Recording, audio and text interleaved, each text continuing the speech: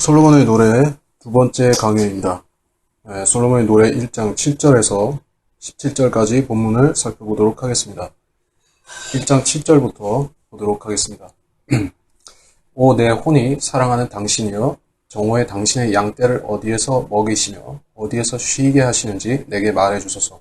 어찌하여 내가 길을 벗어나 당신의 동료들의 양떼들 곁으로 가는 한 마리처럼 되어야 하리까.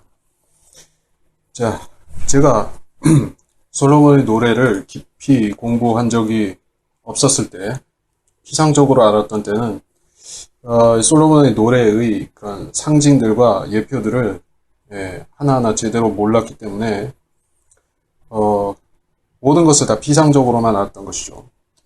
물론 개략적인 거는 주석에 다 있기 때문에 이것은 솔로몬 왕이 예표하는 예수 그리스도, 그리고 술렘 여인이 예표하는 교회의 사랑 이야기다, 이것만 가지고 해석을 했는데, 자, 그러면 1장 7절을 어떻게 해석해야 되겠습니까? 양떼는 누구이고, 그렇다면 우리가 성경에서 성경적으로 양떼가 무엇인지, 무엇을 나타내는지 그것부터 짚고 넘어가야 될 것입니다.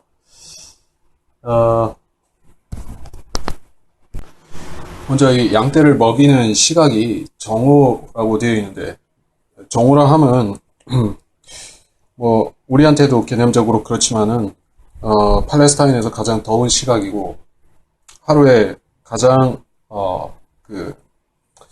늘어지는 시간이죠.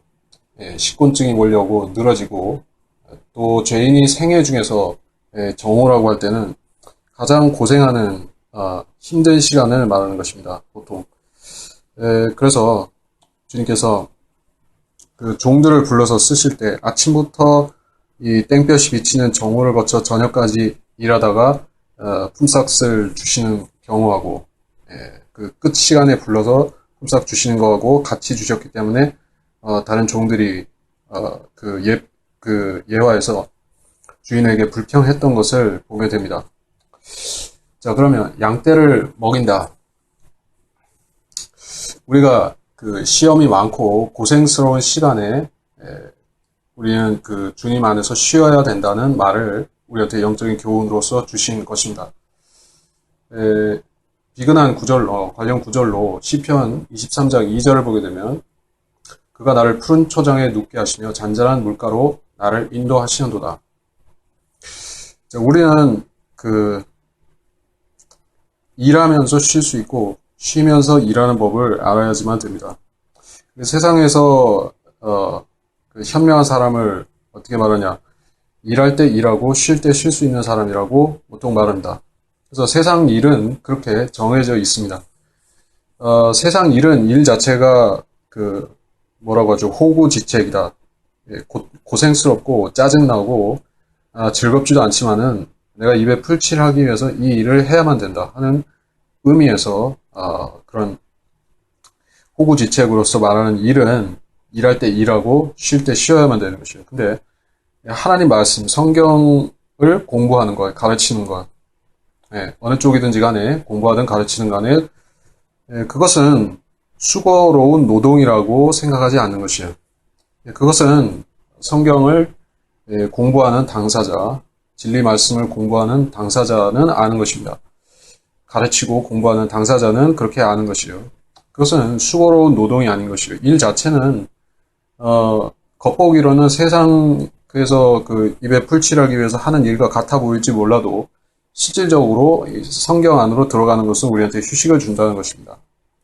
말씀은 능력이 있고 생명이 있어서 우리가 그것을 먹으면 우리한테 활력을 주고 우리한테 생명도 주는 것이기 때문에, 그것은 먹으면서 우리가 일하면서 휴식을 취할 수 있는 그런 신비로운 말씀인 것이에요. 이런 종교 경전은 세상에 없다는 것입니다. 성경 외에 그런 책을 제시할 수 있다면은 누군가가 자, 신약 성경이 완성된 지도 1900년이 흐른 지금에, 1900년 넘게 흐른 지금 누군가가 그런 책을 제시했다면은 있어야 되는 것입니다. 그러나 그런 책은 없는 것이에요. 사람들은 종교에 대해서 떠들어대고 또 종교 경전들을 그런 존중하라는 말도 하고, 그런 옛사람들이 교훈을 중시합니다. 그러나, 이런 차이점은, 결정적인 차이점은 우리가 알 수가 있는 것인데, 어떤 것인가? 다른 책들은 그것을 공부하면은, 점점 더 기운이 빠지는 것이요. 더 혼란스럽게 되는 것입니다. 팔만대장경을 공부한다고 하면, 사람이, 중들은 평생에 걸쳐서 8만인지 그 이상인지 모르는 경전들을 주로 그걸 전체를 다 공부하는 것은 일생을 해도 다 안 되기 때문에 그 중에서 일부를 가지고 하는 것입니다. 그래서 자기는 어느 경지에 이르겠다고 목표를 정하고 하는데 대개는 하다가 중간에 지쳐서 나가 떨어지는 것입니다. 끝까지 가지 못하는 것이에요. 네. 왜냐, 그 책들은 사람의 생각을 계속해서 쉬지 못하고 돌리게 만드는 것입니다. 머리로 믿는 종교라는 것이죠. 예. 확신이라는 것은, 그래서 성경이 우리한테 주는 확신이라는 것은, 믿음과 확신이라는 것은 그렇게 좋은 것입니다. 확신은 우리한테 휴식을 주죠. 일단 성경이 어떤 사실을 우리한테 보증했다. 우리를 하나님의 아들들로 인치셨다고 성경 구절로 우리한테 보증하신다. 한 사실을 우리가 믿었으면은 그걸 더 의심하고 더 캐보고 검증하고 이럴 필요가 없는 것입니다. 일단 성경이 그렇다라고 확언해서 하신 것은 우리가 그냥 믿으면 되는 것이에요. 그걸 가지고 이중 삼중으로 의문을 제기하지 않는 것입니다. 그러니까 성경은 우리한테 휴식을 준다는 것입니다. 우리가 찾는 모든 일생의 의문들의 해답이 성경에 있고 그렇기 때문에 우리는 성경에서 많이 휴식을 종교에서는 줄 수 없는 그러한 종류의 휴식을 누릴 수가 있는 것입니다. 자, 그래서 양떼를 먹인다. 그런데 어디서 쉬게 하시는지 알게 하소서. 지금 양떼를 찾아서 헤매고 있는 어떤 성도 개인의 입장에서 말하고 있는 것입니다. 우리가 무리에서 동떨어진 양이라고 할 때 얼마나 위험한 상태에 있는 것인지 우리가 그냥 봐도 알 수가 있죠. 양들은 아무 힘이 없는 동물이지만은 그들이 무리지어 있을 때는 무리지어 있을 때는 그래도 늑대가 잘 덤비지 못하는 것입니다. 이 약한 존재들도 뭉치면은 또 강한 것이요. 근데 이 성도들은 스스로 보호할 수 없고 특별히 목자인 주님의 보호를 받아야지 안심하고 풀을 뜯을 수가 있는 것입니다. 그래서 무리와 떨어진 양이라고 할 때는 즉 잃어버린 양이라고 할 때는 처지가 참으로 처량하고 곤고할 수밖에 없는 것입니다. 그래서 이 한 마리 양처럼 되어야 하리까? 이 양은 지금 그 무리와 동떨어져 있는 상태로서 안심하고 초장에서 풀을 뜯을 수가 없습니다. 언제 주변에서 늑대나 승냥이나 늑대가 나타나서 물어 채갈지 모르는 그러한 위험한 상태에 있는 것입니다. 그럴 뿐만 아니라 좋은 초장도 찾지 못한 것이에요.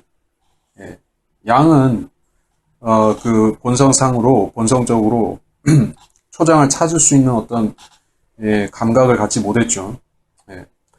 목자가 인도하는 대로 따라가서 그 좋은 꼴이 자라는 초장으로 인도하면 거기서 먹는 것이 전부이지 스스로 찾지 못합니다. 그래서 이 양은 양식이 필요한데 우리한테 적용하자면은 영적 양식이 필요한 상태에 있습니다. 그래서 바른 목자가 필요하고 바른 초장이 필요하며 또 바른 무리에 속하는 것이 이 양에게 절실한 것입니다. 개인적인 차원에서 지금 이 시대에 바른 교회, 바른 성경, 바른 목사를 찾는 그런 거듭난 사람이 있다면은 눈여겨 볼 필요가 있는 구절인 것입니다. 자, 하나님께서 그렇게 절실하게 옳은 것을 찾는 사람에게 진리와 진실을 찾는 사람에게 침묵하시는 주님이 아닌 것입니다. 주님께서는 모든 사람들을 다 눈여겨 보시지만은 특별히 죄인들 가운데서 구원받은 사람, 이제 갓 구원받았으며 그 사람 안에 진리를 찾는 마음이 순수하게 있다고 하면은 그에게 찾게 하시는 것이에요. 두드리면 열리는 것이고 찾으면 찾아지는 것입니다. 바른 성경을 찾는 것이, 바른 성경을 찾고, 내가 언제 믿었다고 하는 것이 나의 자랑이 될 수는 없는 것입니다. 저는 제가 한글 킹제임스 성경을 알게 되었다는 것이, 저희 자부심이나 제 자랑이 아닌 것이요.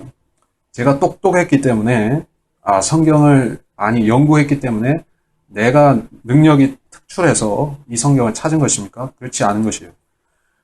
저는 성경을 많이 읽었었지만은, 이런 진리 말씀이 있다는 것은 상상을 못했던 것입니다. 어딘가에 바른 성경이 있다는 생각을 했을 뿐입니다. 그래서 그것을 찾게 하신 이는 주님이시고, 주님께서 그것을 발견케 하셨을 때, 전 제가 찾던 것이기 때문에 그냥 붙잡은 것입니다. 예. 주님께서는 저한테 보여주셨고, 저는 그 바른 말씀을 보았을 때 붙잡은 것입니다. 그것이 전부인 것이에요. 제가 잘난 것도 없었고, 제가 뭐 특별한 영적인 감각이 있었던 것도 아닙니다. 자, 그래서 여러분이 여전히 초장을 찾지 못했고 바른 성경도 찾지 못한 상태라고 하면은, 지금 여러분이 이런 사실을 알았을 적에 여러분이 그러한 말씀을 찾기 이전에 하나님께서 먼저 말씀을 예비하시고 여러분에게 그것을 주기를 원하신다고 알게 되면은 주저할 필요가 없는 것이에요. 이 말씀이 하나님께서 나한테 주시는 말씀이라고 믿어지면 믿고 붙잡으면 되는 것입니다. 거기에 대해서 또 의문을 제기할 필요가 없는 것이에요. 자, 그래서 이걸 영적인 적용을 그렇게 했다는 것입니다.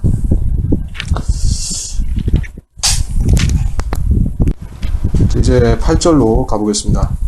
오, 너 여자들 중에서 가장 어여쁜 자야. 네가 알지 못하겠거든. 양떼의 발자취를 따라가 목자들의 장막들 곁에서 내 염소 새끼들을 먹이라. 자, 그게 난해한 말씀은 아닙니다.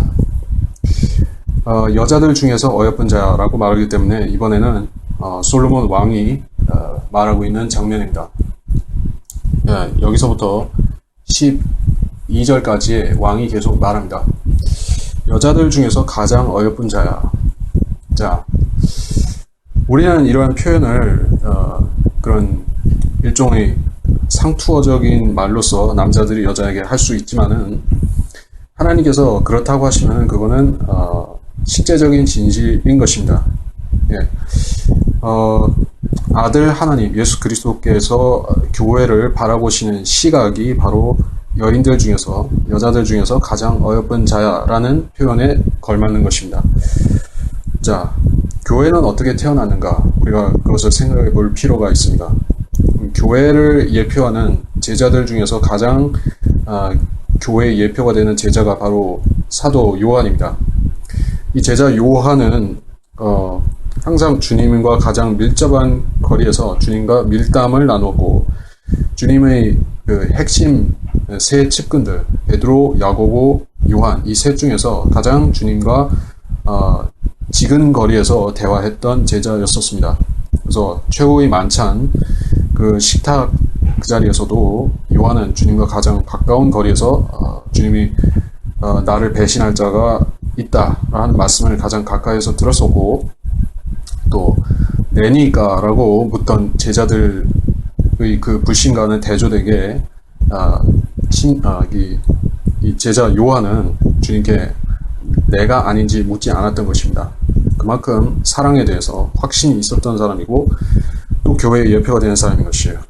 자, 하나님께서는 이 교회를 자신의 그 피로부터, 그 피 흘린 자리로부터 태어나게 하신 주님의 생명으로부터 자라나게 하신 심장에 가장 가까운 존재가 신약 교회인 것입니다. 그래서 주님께서는 실제적으로 이 교회를 가장 아름답게 단장하시고 또 가장 귀하게 취급하시는 것이에요.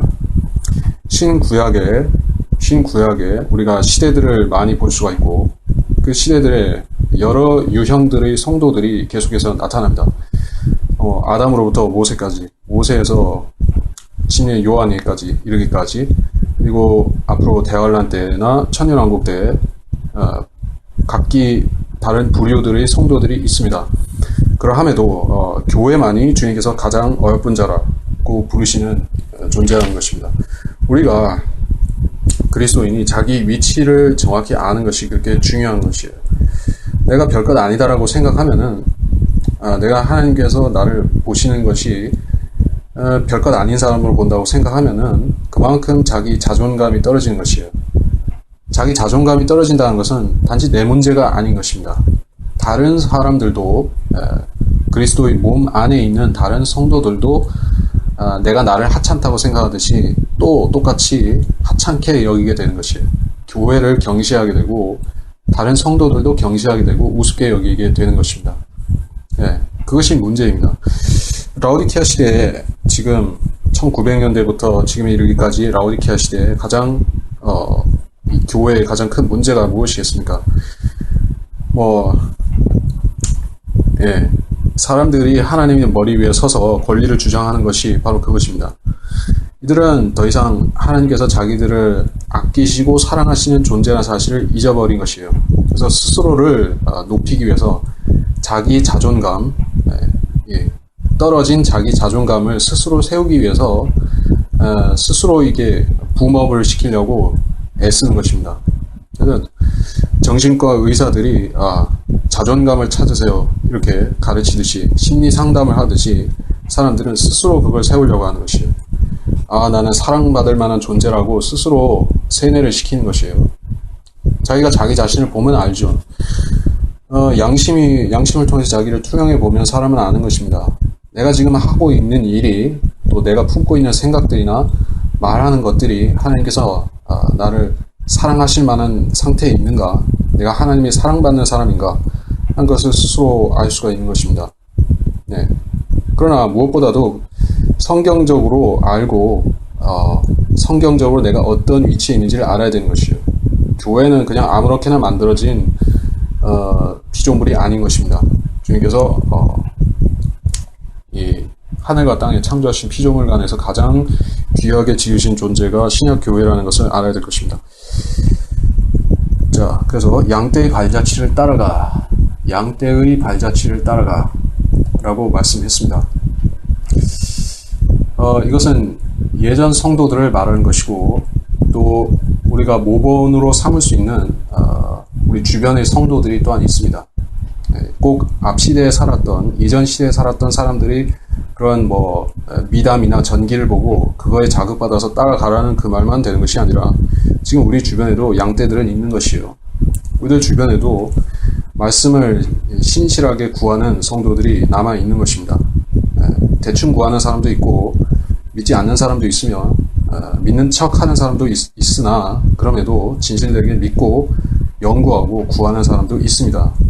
진실된 사람들을 보고 그들의 본을 따르면 되는 것입니다. 진실되지 않은 사람들을 보고 비판을 하느라고 모든 시간을 쏟을 필요는 없는 것이에요. 항상 두 부류 이상의 사람들이 있는 것입니다.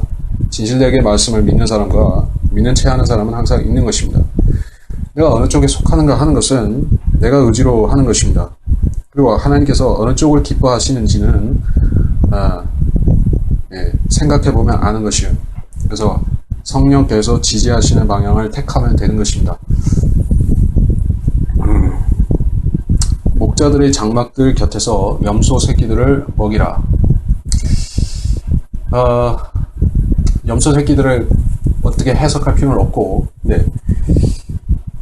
이것은 목자가 그 교회인 여인에게 주는 충고입니다. 목자들의 장막들 곁으로 가라고 말하고 있습니다. 목자는 예수 그리스도이겠고, 목자들은 목자장이신 예수 그리스도를 모본으로 삼아서 성도들을 바르게 양육하는 그런 선한 청지기 된 목사들입니다. 선한 청지기 같은 목사들이 이 시대에 별로 많이 남아있지는 않지만 그런 사람들, 그런 목자들이 여전히 있다고 하면 우리는 그들을 바울이 권면한 그대로 배나 존경할 사람으로 여기고 그들을 지지하고 그들에게 힘을 실어주고 또 따라야 되는 것입니다. 사람을 따르고 사람을 추종하는 것이 결코 아닌 것이에요. 하나님께서 세우신 목사들도 있는 것입니다. 사람이 세웠거나 스스로 자처하거나 하나님께서 주신 것이 아닌데 억지로 취해서 하려고 하는 그런 강도 같은 가짜 목사들도 있는 것이에요. 강도와 진짜 목사를 어떻게 구분하겠습니까? 강도는 양들을 사랑하지 않는 것이요. 양들을 위하지도 않고 양들의 그 아픈 것을 돌아보지도 않는 것입니다. 예. 가장 마귀를 닮은 목사가 앞으로 나타날 적그리스도이겠죠. 왜냐하면 악한 양들을 돌아보지 않은 못된 목자라고 되어 있기 때문에 그렇습니다. 예. 목자는 양들을 위해서 존재하고 양들은 또 목자를 위해서 존재하는 것입니다. 그리고 그들 둘 다는 목자들의 목자이신 예수 그리스도를 위해서 존재하는 것입니다.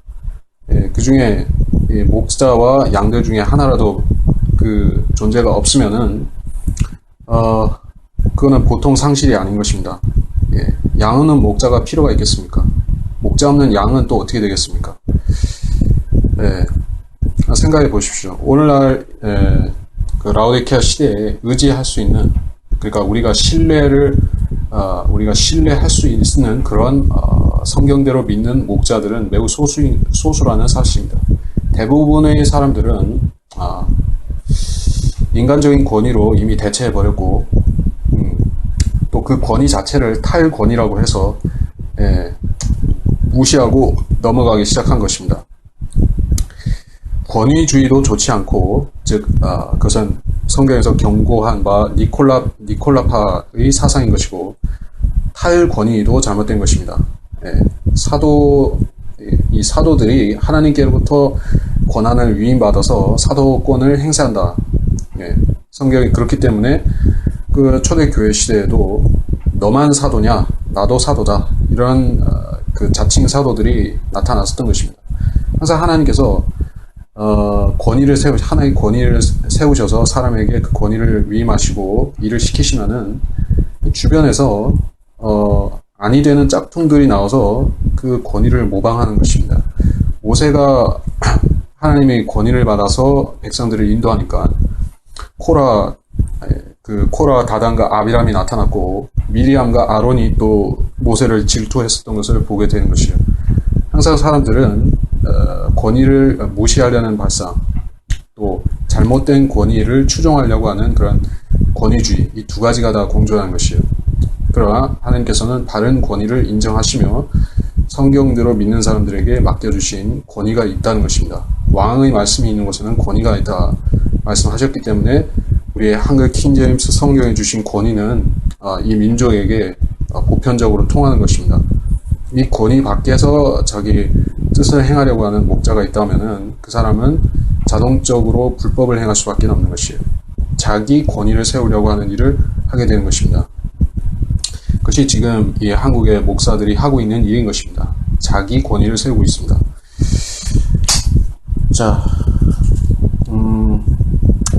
9절로 오 내 사랑아, 내가 너를 파라오의 병거의 준마 무리에 비교하여노라.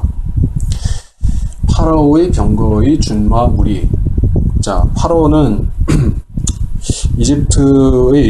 이집트 최고 통치자의 그 왕의 호칭입니다. 산헤립이라고 하는 것은 시리아 왕이고, 그리고 아비멜렉이라고 하는 호칭도 있는데 그것은 카나안 지방에 있는 그 카나안 족속들의 왕의 명칭이 아비멜렉이었었던 것입니다. 그래서 아비멜렉이 여러 명 등장하듯이 파라오도 수없이 많이 있었던 것이에요. 그 중에서 모세를 핍박했던 그 모세와 출애굽하는 이스라엘 백성을 핍박하고 죽이려고 했던 그 파라오는 아시리아인 파라오였던 것이죠. 자, 그래서 파라오라는 것은 특정 인물이 아닌 것이에요. 근데 어쨌든 이 솔로몬은 그 당시에 이집트 왕 파라오와 혼약을 맺고 그 딸을 신부로 맞았던 것입니다. 그리고 그 이집트 여인 신부가 솔로몬이 가장 사랑했던 여인이라고 이렇게 솔로몬의 노래에서 증거하고 있다는 것입니다. 그래서 이집트 출신이다 보니까는 파라오의 병거 무리에 비교했는가? 그러나 그것은 표면적으로 그렇다 할지라도 솔로몬은 표면적으로는 그렇게 솔로몬 자신이 말했다 할지라도 여기에는 영적인 의미들이 당연히 있을 것입니다. 성경이기 때문에. 자, 우리는, 그러니까 그리스도인들은 자신을 말이라고 간주할 수 있는가? 보통 말이라고 할 때는 짐차를 끄는 말, 뭐 짐차 마차를 끄는 말, 뭐 밭을 가는 말 이런 말도 있지만은 보통 말이 그 자주 쓰이는 용도는 예전 전쟁에서 많이 쓰였었죠. 병거를 끈다든지 기병을 태우고 이 전쟁을 하는 용도로 많이 썼던 것이 말입니다. 그래서 이집트의 그런 준마들은 고대 시대에 아주 유명할 정도였던 것입니다. 네. 우리 한국의 말들은 원래 그런 이집트 말 같은 말이 아니라 조랑말이죠. 예, 언제부터 조랑말이 되는가 하면은 몽고에서 이 몽고족들이 초원에서 키우던 말이 조랑말이었는데, 조랑말들은 체력은 강하고 지구력이 강한 대신에 이 키가 볼품없는 것이에요. 근데 이 이집트의 말들은 보시면은 기골도 장대하고 힘도 세고 아주 나무랄 데가 없는 명마였던 것이에요. 자, 하나님께서 그리스도인들을 각 개인을 보실 때 그러한 사랑의 눈으로 보신다는 것입니다. 네, 주님이 보실 때는 나무랄 데가 없을 정도로 아름다운 모습입니다. 네, 그런데 문제는 우리의 옛 소속이 잘못되어 있었던 그것이 우리에게 문제였었습니다. 파라오에게 속한 말이었었습니다. 말들이었습니다. 파라오는 어떤 존재인가? 하나님 백성 이스라엘을 광야로 나가지 못해 카나안 땅으로 들어가지 못하게 하려고 했던 그런 사탄의 대리인이었던 것입니다. 적그리스도의 예표가 되는 파라오가 있었습니다. 그리고 파라오라는 것 자체는 직책 자체는 세상 왕인 것이에요. 지금 이 시대에 우리 세상 왕이 누구입니까? 세상에 왕들이 많이 있죠. 수상도, 대통령도, 왕도 많이 있습니다만은 이 세상 왕들의 머리에는 예수 그리스도가 아닌 공중 권세자 사탄이 왕으로 있는 것입니다. 그 왕이 사용했던 자가, 공중 권세가 사용했던 그 자가 바로 파라오였던 것입니다. 그래서 파라오에게 속한 말이라는 것은 공중 권세에 속한 마귀의 사람이었다는 것입니다. 마귀의 종이고 마귀의 자녀였다는 것을 말합니다. 자, 이런 식으로 세상 사람들을 언급하는 것을 이 제도 교회에서는 극히 꺼려하는 것이에요.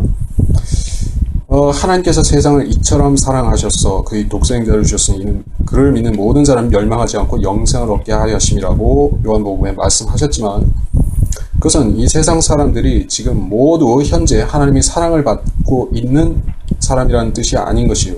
당연하죠.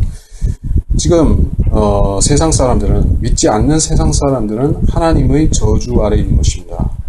십자가로 인해서 모든 죄를 십자가 아래에 모아놓고 거기서 심판하셨기 때문에 세상 사람들은 십자가 안에 있어서 그 사람이 면제가 되었든지 십자가 밖에서 여전히 유죄이든지 둘 중 하나의 상태인 것입니다.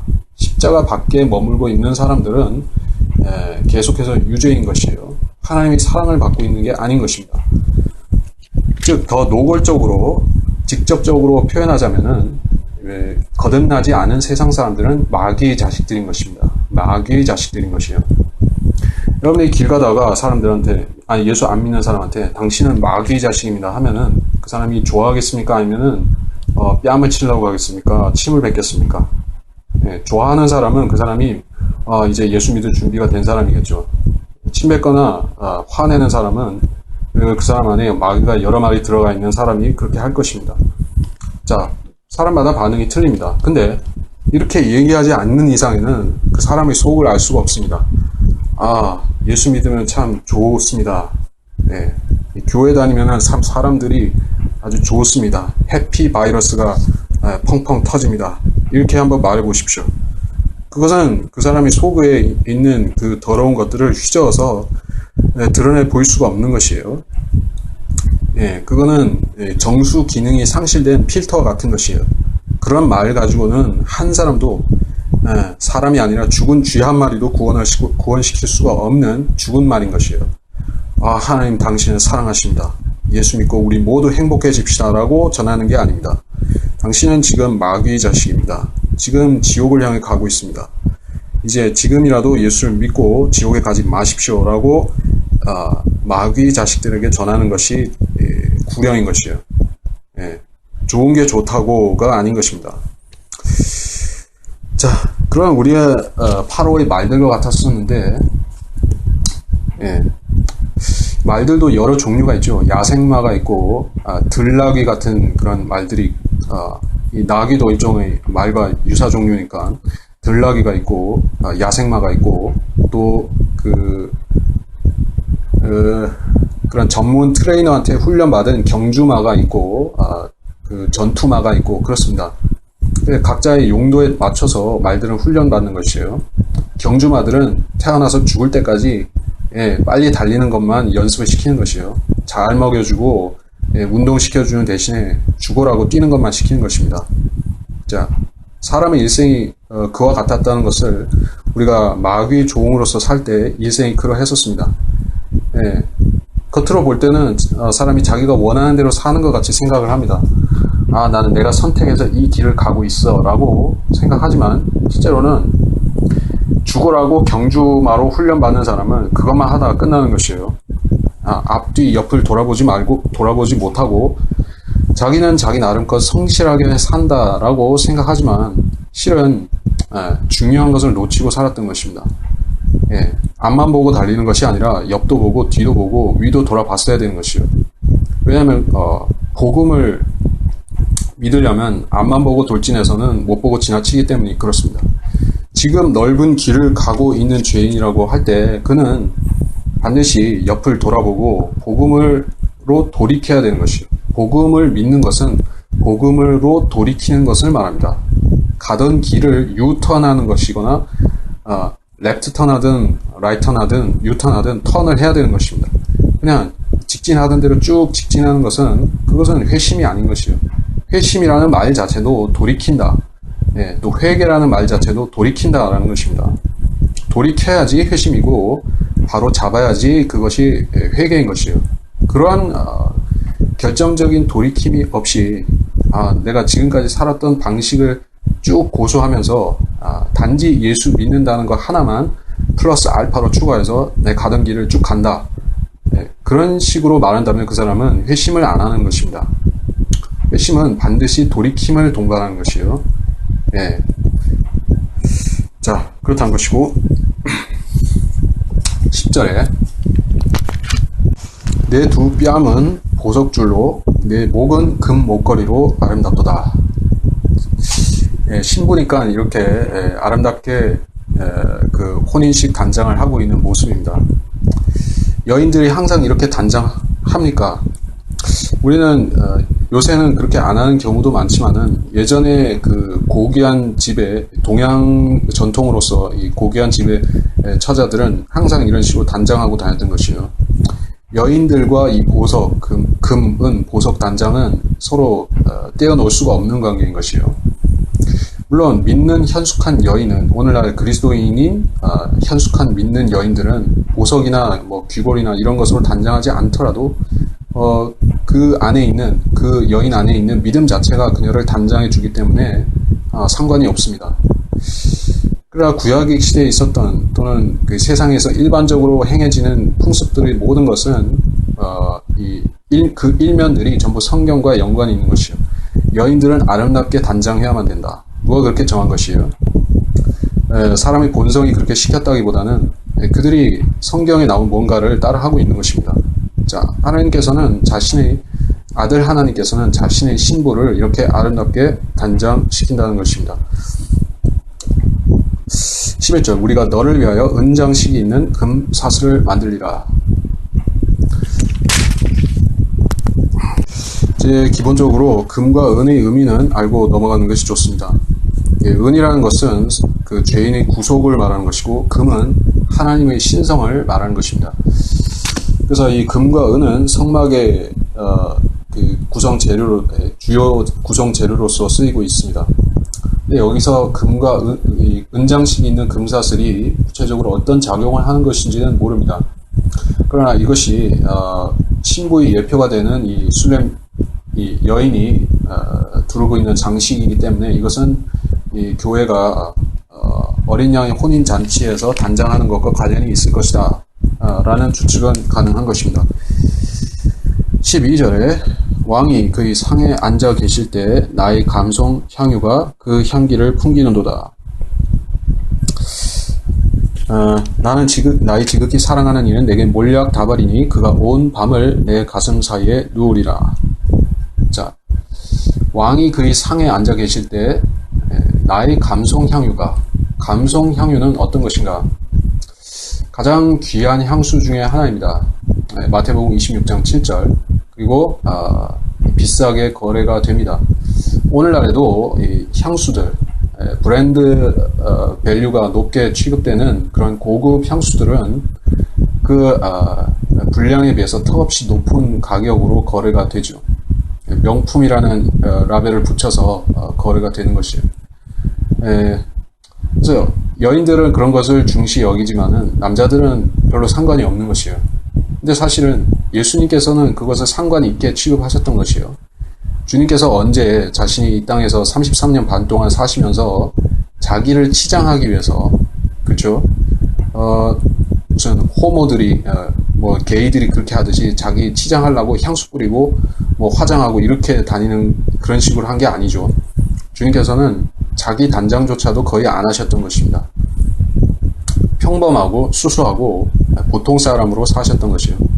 근데 왜 주님께서는 그 십자가의 죽으심 사건을 앞두고 자신에게 향유를 붓게 하셨던 것입니까?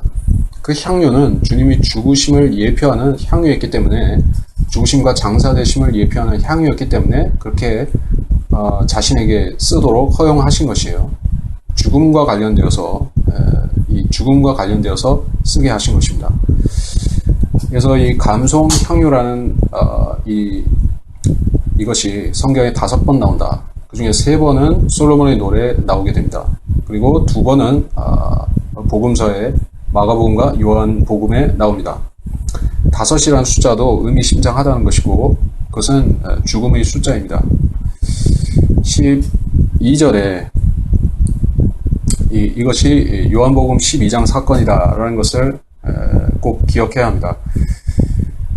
그 마리아가 옥합을 깨뜨려서 향유를 부었습니다. 그것은 즉 감송 향유였습니다. 머리에도 붓고 발에도 부었습니다. 심지어 그 집이 향유 냄새로 가득 찰 정도로 풍성하게 부었습니다. 자, 이 향유라는 것은 사실은 산 사람을 위해서 산 사람이 그 향기롭게 단장하려고 하는 것인데 왜 죽을 사람에게 향유를 부었습니까? 주님은 자신의 죽으심으로 영화롭게 되시기 때문에, 또 자기를 믿는 자들을 영화롭게 하실 것이기 때문에 이 죽음의 상황에서, 죽음의 임박한 상황에서 향유를 붓게 하신 것이에요. 보통 사람의 죽음은 죽음에 맞닥뜨렸을 때 생각해 보는 것이 죽음이죠. 근데 주님께서는 태어나셨을 때부터, 그리고 태어나셨을 때부터 그 목적이 죄인들을 위해 죽으시는 그 목적으로 오셨었고, 그분이 공사역을 시작하시고 제자들을 부르셨을 때도 그것이 주님의 생각 속에 있었고, 제자들에게도 항상 그 이야기를 강조하셨던 것입니다. 죽음은 주님의 존재와 결부시키지 않고 떼어놓고 생각할 수가 없는 정도였습니다. 예. 사람은 반드시 죽지만, 모든 사람은 반드시 한 번 이상 죽지만, 그렇다고 해서 주님이 죽음과 비슷한 것은 아닙니다. 주님께서는 처음부터 죽기 위해서 오셨고, 죽어서 자신을 그리고 죄인들을 영화롭게 하려고 오신 분이었습니다. 그런 주님의 사명과 결부시켜서 볼 때 이 향유가 이해가 되는 것입니다. 또 13절에 나의 지극히 사랑하는 이는 내게 몰약이니, 몰약이 나왔습니다. 이 몰약이라는 것은 더 분명히 죽은 사람, 장사되심에 사용되는 것이 몰약입니다. 이거는 시체 냄새가 나지 않게 막아주는 그 몰약인데, 주님께서는 부자의 무덤에 장사되시고 그 무덤에 들어가셨는데, 거기에 사흘 낮과 밤 동안 계셨으면서도 주님의 몸은 썩어짐을 보지 않았던 것이에요. 사실은 몰약을 가지고 이 냄새를 커버할 필요가 없었는데 몰약을 드리게 하신 것이죠. 왜 그렇게 하셨는가? 주님께서 보통 사람의 죽음처럼 죽으셨다는 것을 사람들한테 확실히 보여주신 것입니다. 주님은 정말로 죽으신 것이에요. 정말로 장사되신 것입니다. 정말로 낮과 사흘 밤 동안 무덤에 계셨던 것이에요. 그분의 육신이 거기에 문자적으로 누워 계셨던 것입니다. 사람들은 그분을 확실히 죽었다고 확신하고, 죽었다는 것을 확신하고 매장했고, 그리고 모든 의식을 치렀던 것입니다. 절차상의 하자가 없었다는 것이에요. 모든 것이 완벽했습니다. 이제 남은 것은 주님께서 거기서 죽어서 보통 다른 이 종교 지도자들처럼 죽어서 없어지는 것이 결말이었습니다. 그러나 주님께서는 그것을 뒤집으신 것이에요. 그것이 우리가 믿고 있는 부활이다 하는 것입니다. 그래서 니코데모가 와서 몰약과 알로에를 100리트라 주님께 드렸었다는 사실이 요한복음 19장 39절에 나옵니다. 감송향유는 죽으심과 몰약은 장사되심과 관련이 있다는 것입니다. 자, 무엇을 확인할 수가 있었습니까? 이제 그 여인과 예수 그리스도의 사랑이 7절부터가 아니라 9절부터 사랑이 제시가 되면서 동시에 죽으심이 나온 것이에요. 자, 성도가, 즉 그리스도인이 예수 그리스도와 사랑의 관계에 있을 수 있는 근거는 주님께서 죽고 장사되셨기 때문에 가능해졌다는 것입니다.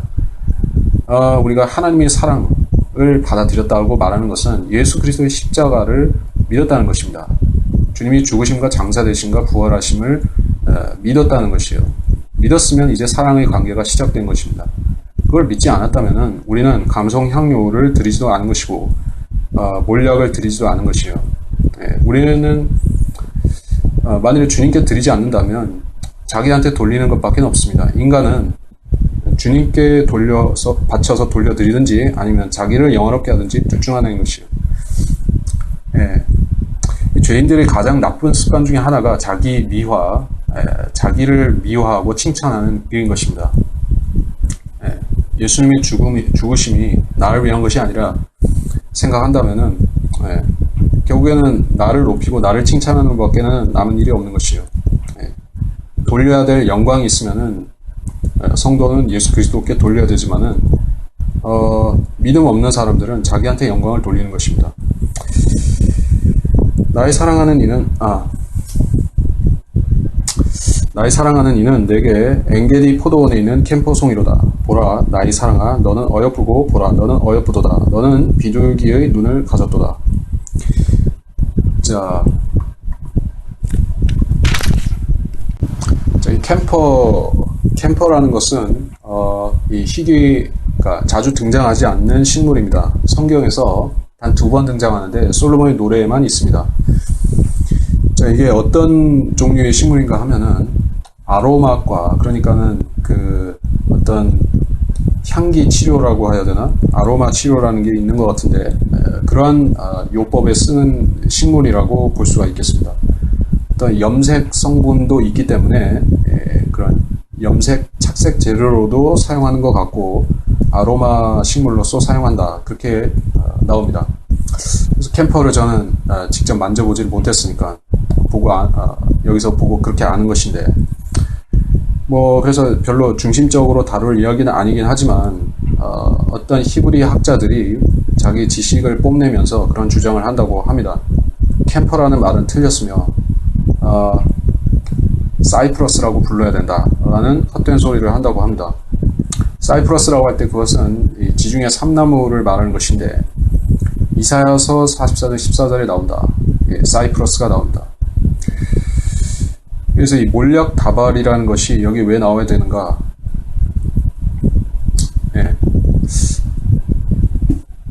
그리고 이 캠퍼송이는 또 왜 나오는가? 이 세 가지가 등장하는 것을 우리 예사롭게 보면 안 되겠죠. 예수 그리스도의 왕과 선지자와 제사장 직분, 이 세 가지 직분과 관련이 된다라고 보는 것입니다. 이 동방의 현자들이 주님께 와서 세 가지 그런 선물들을 바쳤듯이 또 주님께 바쳐지는 이 세 가지 향료들은 이 세 가지 향료와 몰약다발과 이 캠퍼송이는 각각의 직분들과 상관이 있는 것입니다. 감성 향유는 죽으심과 관련이 있다고 했었고, 몰약은 장사되심과 관련이 있었습니다. 근데 럭하나 박사는 감성 향유는 왕의 직분과 관련이 있을 것이며, 몰약은 선지자이며, 캠퍼는 제사장과 관련이 있을 것이다 라고 그렇게 간주했습니다. 그 이유는 제가 연구해보진 않아서 정확히 모르겠습니다. 참고적으로 엔게디 포도원에 자라고 있는 캠퍼송이라고 하니까 그러니까 이것은 이스라엘과 분명히 관련이 있을 것이다, 그렇게 보는 것이 맞겠죠. 포도원은 구약적으로 이스라엘, 구약적일 뿐만 아니라 신구약 통틀어서 포도원이라고 할 때 그것은 이스라엘 집을 말하기 때문에, 하나님께서 다스리시는 이스라엘 집을 말하기 때문에 이스라엘과 관련이 있다는 얘기예요. 캠퍼송이는 포도원에서, 엔게디 포도원에서 자라고 있으니까 이스라엘과 관련된 그런 핵심 직분이라고 봐야겠죠. 그러면 제사장이라고 그래서 보는가 싶습니다. 그러니까 몰약이 선지자라고 한 것은 몰약이 죽으심과 이 장사되심과 관련이 있기 때문에 그건 잘 모르겠습니다. 그리고 신부가 갖추는 세 가지가 있습니다. 그것은 금과 은과 보석들. 그리스도의 심판석에서는 어떤 것은 금으로, 어떤 것은 은과 보석으로 남는 것이에요. 나머지 지푸라기들은 태워지는 것이다. 그루터기, 지푸라기 같은 것들은 태워진다. 그렇게 되어 있습니다. 15절에 나의 사랑아, 너는 어여쁘고 보라, 너는 어여쁘도다, 너는 비둘기 눈을 가졌도다. 자, 이것은 또 왕이 신부에게 말하는 것입니다. 어여쁘다라고 할 때는 남자가 여자한테 하는 얘기니까 그렇죠. 비둘기의 눈을 가졌도다. 근데 이 눈은 그 예수 그리스도와 그 신부가 공통적으로 가진 눈입니다. 그래서 사랑하는 사람들은 특별히 눈매가 서로 닮는다는 그런 속설이 있죠. 다른 것도 닮지만 눈매가 닮는다. 눈은 마음의 창이다 라고도 하고, 그래서 마음에서 가장 가까운 장소에 있는 것이, 그래서 모든 것을 볼 수가 있는 것이 눈이다, 그런 것이요. 그래서 이 신랑도 비둘기와 같은 눈을 가졌다고 솔로몬의 노래 5장 12절에 가면 언급이 됩니다. 근데 왜 비둘기의 눈일까요? 여러분이 비둘기의 눈을 보신 적이 있습니까? 비둘기는 그 사람의 눈하고 구조가 달라서 이 주위 사물들을 한 번에 싹 훑어볼 수가 있다고 합니다. 그래서 누가 잘못 얘기하는 걸 들어보면은 비둘기는 한 번에 한 곳만 볼 수 있다라고 주장을 하는 것 같은데, 그건 틀린 얘기고, 비둘기는 전체 시야를 광범위하게 볼 수가 있습니다. 자, 그래서 신랑이 비둘기의 눈을 가졌다는 것은 모든 것을 보는 눈, 전시안이라고 하죠. 하나님께서 그 눈을 가지셨는데 그것은 성령과도 관련이 되는 것입니다. 그런 눈을 가지고 세상을 감찰하고 통찰하신 것이 주님이십니다. 그래서 미국의 $1 지폐에는 피라미드의 머릿돌이 붕 떠 있고 거기에 모든 것을 보는 눈이 그 위에 있습니다.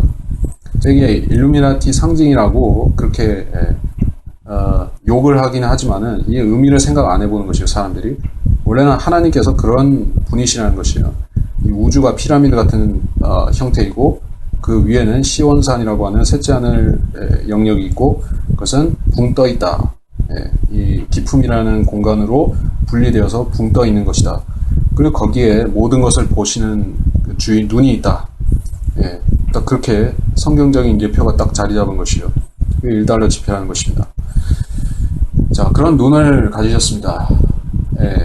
그리고 이 눈은 세상을 통찰하는 눈일 뿐만 아니라 신랑과 신부가 서로를 들여다보는 눈인 것이요. 폐부를 찌르듯이 깊이 들여다보는 날카로운 느낌의 눈이다. 그렇게 말합니다. 그래서 사람을 뚫어질 듯이 쳐다보는 것은 별로 예의 있는 그런 태도는 아니죠. 예. 그래서 보통 우리가 처음 만난 사람들을 그렇게 뚫어지게 주시하지는 않습니다. 예. 그것은 예의를 벗어나기도 하고, 그런데 이미 서로에 대해서 머리끝에서 발끝까지, 속에서부터 알맹이에서부터 바깥까지 전부 다 들여다볼 수 있는 그러한 온전한 신뢰, 온전한 믿음의 관계라고 하면은 내가 주님께 내 모든 겉이나 속이나 모든 것을 다 주님께서 비둘기 눈으로 보시듯이 통찰하고 보신다고 해도 상관이 없다. 그리고 내가 주님께 모든 것을 다 보여드리면 그만큼 주님께서는 자신의 것들도 보여주신다는 것이에요. 주님께서 주님의 인격을, 주님의 계획을, 또 주님의 사랑을 우리한테 어떤 식으로 보여주실 수가 있습니까?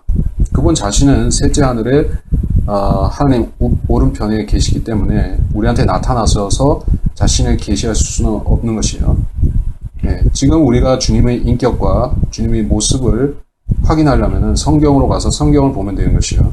성경 한 구절과 구절들, 그리고 성경의 단어들과 단어들이 전부 주님의 인격이고 주님의 현현인 것입니다. 그럼 우리는 거기서 주님의 모습을 보는 것이고, 우리가 그것을 낱낱이 뚫어지게 하나도 흘리지 않고 들여다볼 수 있다고 하면 우리는 주님의 전체를 볼 수가 있는 것입니다. 16절 보소서 나의 사랑하는 이여 당신은 아름다우시며 참으로 사랑스러우시니 우리의 침상도 푸르나이다. 우리 집의 들보들은 백향목이요 우리의 석가래들은 전나무로다. 자, 전원주택. 예. 이 시대에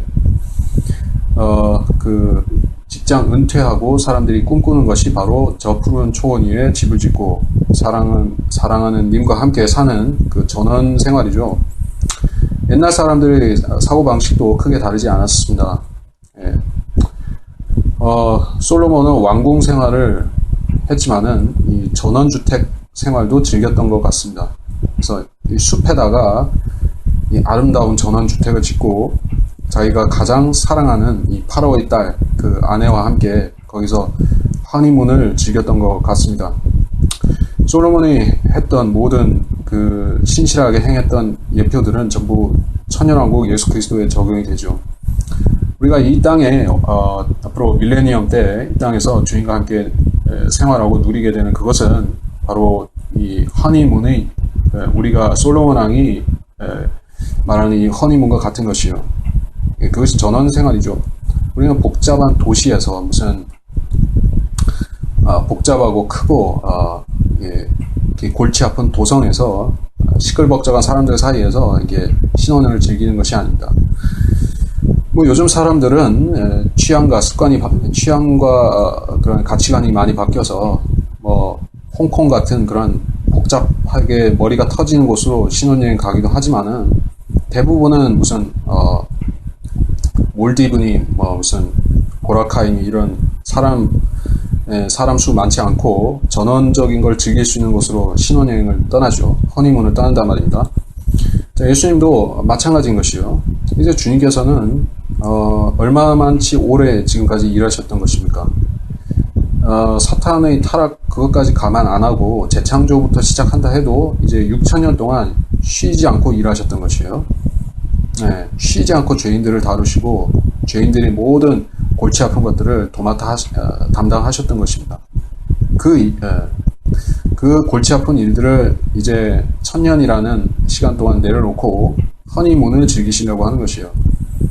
그래서 그건 보통 그런 허니문이 아닌 것이요. 완벽한 전원 생활인 것입니다.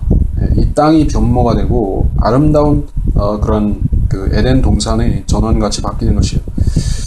그래서 여기서 우리는 그 천년왕국의 그런 아름다운 모습을 조금 볼 수가 있어야 됩니다. 우리의 침상도 푸르나이다. 우리의 침상도 푸르나이다.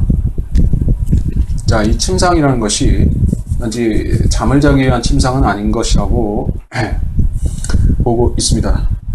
이 시대, 이 당시의 침상이라는 것은, 그리고 주님 당시에도 마찬가지지만은, 식사를 하는 그런, 편하게 식사하는 자리였던 것이에요. 여러분이, 옛날 고증이 잘 된 그런 로마 시대를 묘사한 그런 영화 같은 걸 보면은, 사람들이 모두 이렇게 길쭉한 그런 침상 비슷한 평상에 누워가지고, 옆으로 기대가지고 밥을 먹는 걸 볼 수가 있을 것이에요. 예.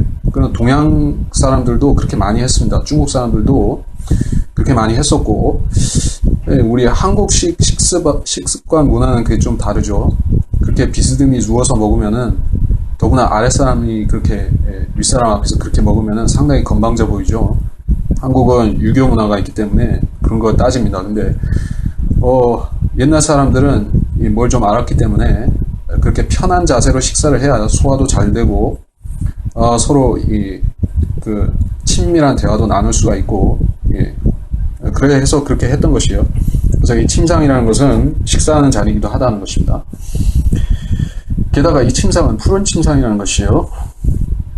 에덴 동산을 딱 연상케 하는 것이죠. 여러분이 창세기 앞부분에 보시면은 아담, 이브가 살았던 에덴 동산에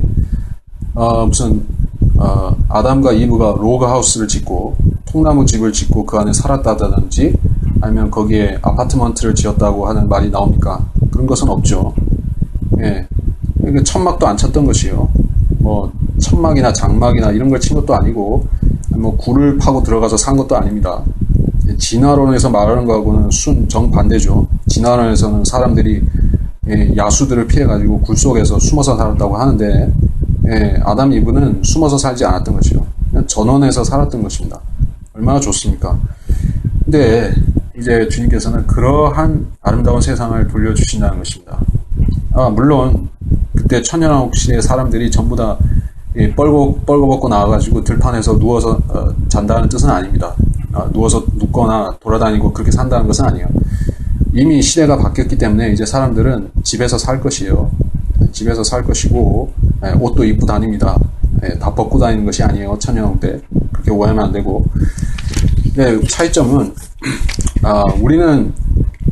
우리는 어디서 주님과 함께 허니문을 즐길 것이냐 하는 문제가 대두되는 것이요. 우리는 이 땅에 무슨 임대주택 같은 것을 예비하고 돌아오는 것이 아닙니다. 주님께서는 예루살렘에서 온 세상을 통치하시죠. 예. 근데 동시에 우리에 대해서는 주님께서는 전원 허니문을 즐기신다는 것입니다. 그것이 가능한가? 우리는 따로 집을 예비하지 않습니다. 우리의 집은 단 하나밖에 없는 것이요. 앞으로 영원 시대에 우리가 거하기 시작할 그 새 예루살렘, 하늘에서 내려오는 그 새 예루살렘 밖에는 우리한테 준비된 집은 따로 없습니다. 이 땅에 무슨 신혼 빌라 같은 거를 우리가 장만하고 살 것이 아니에요. 그렇기 때문에 여기서 전원 침상을 말하고 있는 것입니다. 우리 그냥 밖에서 이슬 맞고 돌아다녀도 아무 지장 없죠. 실질적으로 그리스도인들은 아주 초자연적인 뛰어난 몸을 갖게 되기 때문에 아무 한 데서 굴러도 무슨 풍 맞거나 그러지 않는 것이요. 우리 얼음바닥에서 자도 아무렇지도 않은 것입니다. 물론 천연왕국 때가 그렇진 않지만 우리는 아무튼 세상 사람들하고 다르게 된다는 것입니다. 그러니까 우리는 이 땅에서 주님과 함께 쭉 있을 것이에요. 1000년 동안. 17절에 우리 집의 들보들은 백향목이요 우리의 석가래들은 전나무로다. 솔로몬은 이런 집들을 갖고 있었습니다. 성전이 있었고 궁궐이 있었으며 궁궐과 별개로 자기 가장 사랑하는 파로 딸 아내를 위한 전원주택이 따로 있었습니다. 그리고 솔로몬이 지은 집들은 가장 좋은 그런 나무 목재 재료를 썼는데 그것이 바로 백향목 기둥이었습니다. 백향목은 레바논에서 주로 자랍니다. 그리고 이 전나무는 성전의 널빤지로 사용되는 재료였었습니다. 그래서 여기서 우리 집의 들보들은 무엇이요 석가래들은 이것이로다. 이게 사실 그 전나무는 널빤지가 되어야지 되는데 여기서는 석가래라고 했으니까 우리가 어떤 집을 말하는지는 정확히 모릅니다. 솔로몬의 궁궐을 말하는가 아니면은 아내를 위해 준비한 다른 집을 말하는가. 하여튼 우리하고 관계시켜서 볼 때 우리가 아주 한 데서 뭐 굴러다니지는 않을 것이라는 얘기죠. 천년왕국 때 집이 있기는 있습니다. 근데 이걸 어떻게 묘사하면 다 좋을지 모르겠지만은 그렇습니다. 요새 사람들은 예전 전원 그런 생활 개념하고도 더 진보된 그런 걸 추구하죠. 그래서 완전히 자연 동화적, 자연 친화적인 그런 집을 지으려고 하는 것입니다. 그래서 집의 벽재를 투명 재질로 이렇게 한다든지, 그 지붕을 투명 재질로 해가지고 별들이 다 투과돼서 이렇게 보일 수 있게 그런 투명식으로 했다가 차단할 수 있거나 이런 식으로 전환할 수 있는 첨단 재질로 한다든지, 아니면은 하여튼 그런 친환경적인 거를 추구한단 말입니다. 사람들이 지금은 추구할 뿐이지만은, 완벽히 못하지만은 예수님께서 오시면은 우리한테 보여주실 것이에요. 우리가 1000년 동안 머물다가 쉬다가 올라가는 집이긴 하지만은, 주님께서 아무렇게나 해가지고 천막 치고 살라고 하지는 않으실 것입니다. 이 땅에서 분명히 멋진 집을, 멋진 임시거처를 주실 것입니다. 임시거처. 네. 그거는 그때 가봐야 알겠지만은, 여러분이 그런 것을, 한번 시범적으로 보고 싶다고 하면은, 뭐, 그런 숲속의 전원 생활을 다루는 영화나 만화나 이런 걸 보시면 되겠죠. 벌레들과 대화하고, 새들과 대화하고, 이 짐승들과 대화하면서, 지낼 수 있는 곳. 우리가 무슨 디즈니랜드나 뭐 이런 놀이동산에 가서 상상할 수 있는 그런 것들을 우리가 경험하게 될 것입니다. 여러분이 애완동물을 좋아하는 사람도 있고 싫어하는 사람도 있겠지만은, 그래서 천년왕국 때 가면은 지루할 틈이 없을 것이에요. 아담이 짐승들의 이름을 친히 다 지어줬었죠. 그리고 우리 앞에 주님께서 그 모든 그 피조물들, 생물들을 복종하게 하실 것이기 때문에, 그때 이 숲에 살면은 참 즐거운 일 투성이라는 것입니다. 심심하고 지루하고 할 틈이 없는 것이에요. 게다가 우리 같은 경우는 통치자로서 여기에 내려오지만은, 통치자로서 일만 하는 게 아니죠. 주님과 함께 신혼을 즐기러 온 것이기 때문에, 우리 주님과 함께 하고 싶은 모든 것을 한다는 것입니다. 지금 이 시대에 내가 소원이 전 세계 일주를 하고 싶다라는 소원을 갖고 사는 사람이 있다면은, 지금은 그 소원을 못 이룬다 할지라도 천년왕국 때 가면은 가고 싶은 명소는 다 갈 수가 있을 것입니다. 요세미티도 가고 싶으면 언제든지 갈 수가 있습니다. 요세미티, 옐로스톤 가고 싶은 곳은 다 갈 수가 있습니다. 국경도, 철조망도, 지뢰밭도, 이런 국경 요새도 더 이상 없는 것이요. 가고 싶은 곳은 내가 가고 싶다라고 생각만 하면 5초 안에 거기 가 있는 것이요. 그런 세상에 여러분이 그러한 몸으로 1000년 동안 살고 싶으면은 주님을 위해서 이 땅에서 조금 고생스럽게 사는 것이요. 그러면 그런 부가적인 좋은 것들이 우리한테 따라온다는 얘기입니다. 제가 아까 전에 이 몰약을 마저 설명을 안 하고 갔기 때문에 그걸 조금 설명하고 마무리 말을 한 다음에 본 강의를 마치도록 하겠습니다. 자, 몰약의 특성들. 첫째, 몰약은 정결케 하는 청결제이다 라는 것입니다. 신부 단장에 쓰이는 것이 몰약이었었습니다. 동방의 왕궁에서 에스더서 2장 22절에 보면 6달 동안이나 그런 향품을 써서 정결케 하는 일을 했었습니다. 우리가 그리스도의 신부로서 정결케 되는 근거는 예수 그리스도의 죽으심을 통해서 그렇게 한다는 것이에요. 예수님의 피를 통해서 한다는 것과 같은 말입니다. 우리가 여러 가지, 그러니까 이 요사스러운 은사주의자들이 신부 단장 하듯이 뭐 분을 뭐 파운데이션 찍어 바르라고 하는 것이 아니에요.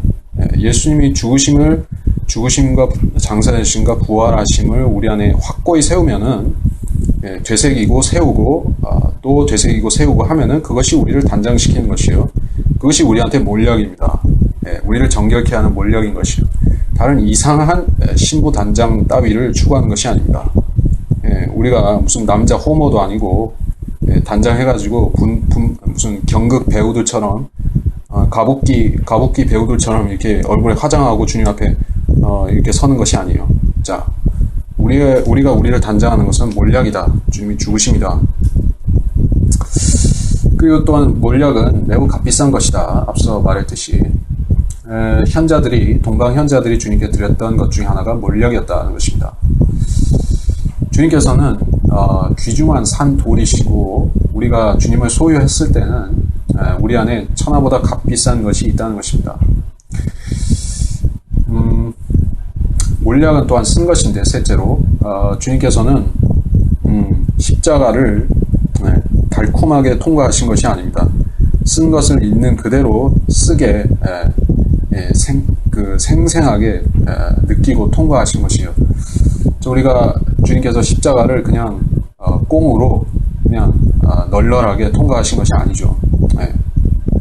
전능하신 분이라서 그 전능하신 분의 능력으로 아무 고통이 없게 해서 지나간 것이 아닙니다. 있는 그대로 다 받으신 것이에요. 그래서 그것은 매우 쓴 것입니다. 고통은 매우 쓴 것이고 죽음의 고통은 매우 쓰디 쓴 것입니다. 그것을 주님께서 통과하셨기 때문에 우리도 모형적으로 비슷한 것을 통과할 수밖에 없습니다. 이 지상 생애를 사는 동안에 우리가 주님의 죽으심과 장사되심에 어떻게 동참할 수가 있습니까? 우리 주님과 똑같이 2000년 전으로 가서 다시 죽어드릴 수가 없습니다. 주님과 함께 죽을 수가 없습니다. 우리가 모형적으로 그걸 경험할 수 있는 것은 말씀을 먹으면은 가능하다는 것이요. 말씀 안에는 교훈도 있고 징책도 있고 경고도 있고 심판도 있고 사랑도 있고 은혜도 자비도 다 있습니다. 어떤 말씀들은 우리를 찔러서 피를 나게 하는 말씀이 있는 것이요. 우리가 매우 쓰디쓰게 느끼게 되는 그런 말씀도 있는 것입니다. 또는 입에서는 달콤했는데 먹고 나니 쓴 말씀도 있는 것이요. 자, 모든 말씀들이 각기 채소의 여러 가지 채소들이 어울려서 다양한 맛을 내는 것과 유사하게 성경도 각 구절들이 성경 각 구절들이 조합되면은 아주 종합적인 맛이 나는데 하나하나를 맛보면은 천차만별인 것이요. 어떤 것은 시고, 떨고, 짜고, 맵기도 하고, 어떤 것은 달달한 것이요. 우리가 달달한 구절을 발견하면 그것만 계속 씹어 먹으려고 하면 안 되죠. 달달한 구절은 되게 은사주의자들이 많이 추구하는 것입니다. 그 사람들은 성경에서 한 5%나 10%도 안 되는 달달한 구절만 뽑아서 그것만 죽으나 사나 씹고 있는 것이죠. 그럼 어떻게 되는지 아십니까? 그러면 영적으로 그런 불균형 상태가 되는 것이요. 비만이 되거나 아니면은 영양 부조화가 되거나 해서 그 사람이 거듭났다 할지라도 정상적으로 성장하지 못하게 되는 것입니다. 계속 이 달콤한 것만 씹고 있는 늙은 아기로 되어가는 것이요. 그렇게 안 되기 위해서 우리가 말씀의 모든 것들을 다 먹어야 되는 것입니다. 그러면 우리한테 쓸 수가 있다는 것이요. 쓴 것은 나쁜 것이 아닙니다. 양약이 몸에 쓰다라는 말이 있듯이 말씀이 우리한테 쓰게 느껴진다면은 그거는 우리의 잘못된 부분을 말씀이 고쳐준다는 뜻이지 우리한테 해를 끼치는 것이 아닌 것이요. 자, 이것이 몰약의 특성이다. 세 번째였습니다. 또 네 번째로 몰약은 향기입니다. 몰약은 엄청난 독특하고 강한 향기를 내는 것입니다. 어떤 면에서는 이것이 좋은 향기보다는 부담스럽기도 한 것이에요. 여러분 이 향수를 막 몸에다가 떡칠을 하고 이렇게 다니는 사람을 보면은 그 사람 옆에 있기보다는 피하고 싶어지죠. 특히 남자들은 그렇게까지 안 해도 되는데 여인들 같은 경우에는 그런 여인들의 관례가 있기 때문에 한 달에 한 번 그러한 피 비린내라고 해야 되나 그런 것을 좀 컴플라지 하기 위해서 이렇게 향수를 많이 뿌리기도 하는 것이요. 근데 그런 저런 사정을 잘 모르면은 저 여자는 허영 허세가 심해서 저런다라고 오해할 수도 있겠죠. 그런 속사정을 모르고 말입니다. 그래서 어쨌든 이 몰약이라는 것은 향기이고 그리스도인한테 적용하자면은 이것은 그리스도의 향기인 것입니다. 우리는 싫으나 좋으나 우리가 원해서가 아니라 독특한 향기를 내게 되는 것이요. 향기는 어떤 식으로 발산할 수가 있습니까? 말로써, 표정으로서, 또 태도로서 구체적인 행동들로서 모두 나타낼 수가 있는 것입니다. 성경대로 믿는 사람들은 특별히 모든 그리스도인들 앞에서 향기를 내는 사람인 것이요.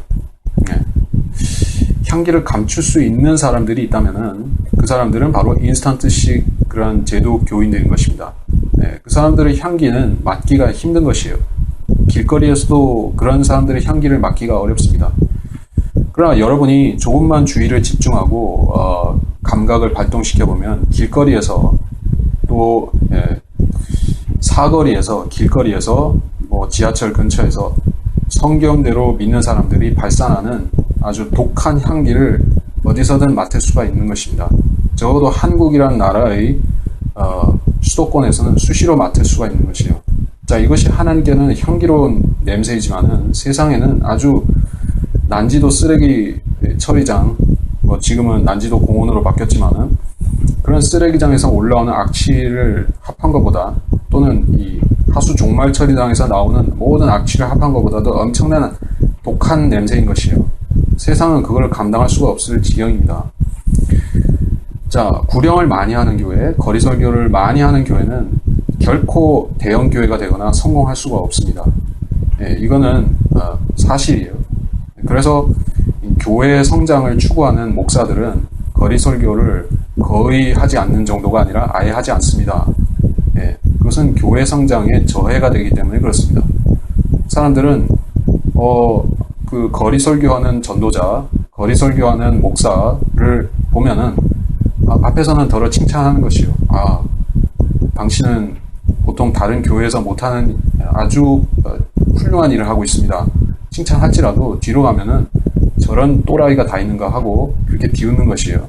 왜 미련하게 저런 짓을 하고 있는가? 교회를 성장시키려고 하면은 한 사람이라도 꼬셔가지고 교회를 데려와야지 길거리에서 저렇게 너블대고 있다고 무엇이 될 것인가? 세상 기준은 그렇게 판단하는 것이요. 그래서 거리 설교를 해봤자 교회 성장 안 된다는 이야기가 그것입니다. 그래서 세상에 쩌른 목사들은 세상을 추구하는 목사들, 큰 교회 짓기를 원하는 목사들은 절대로 이런 냄새 풍기는 일을 안 하려고 하는 것입니다. 냄새는 적게 날수록 좋고 건물은 높게 쌓을수록 그들에게 좋은 것입니다. 왜냐하면 건물을 높게 쌓고 튼튼하게 쌓고 두껍게 단장하고 잘 복납해야지, 이게 밀봉시켜야지 그 안에 거듭나지 않은 사람들이 시체 썩는 냄새를 감출 테니까 자기들 스스로를 위해서 그렇게 하는 것입니다. 회칠한 무덤이 되기로 자처하는 것이죠. 그래서 건물을 쌓아 올리면서 그리스도의 향기는 없는 것이에요. 그리고 문을 따고 들어가면 그때부터는 그리스도의 향기가 아닌 시체 냄새가 나는 것입니다. 자, 그래서 우리의 향료는 예수 그리스도다. 예수 그리스도라는 향기를 지녔다면 그 사람은 평생토록 그것을 평생 낼 수밖에 없는 것입니다. 죽은 다음에는 안 나겠죠. 육신에서 나는 냄새가 아니기 때문에. 이것은 영에서 나는 냄새이기 때문에 우리가 육신이라는 이 여건 하에서 그리스도를 증거하는 삶을 살면 항상 세상으로부터 냄새 난다는 그런 군소리를 듣는 것입니다. 자, 그것은 아주 당연한 일이다. 그래서 이번 시간에 강의는 여기서 마치도록 하겠습니다.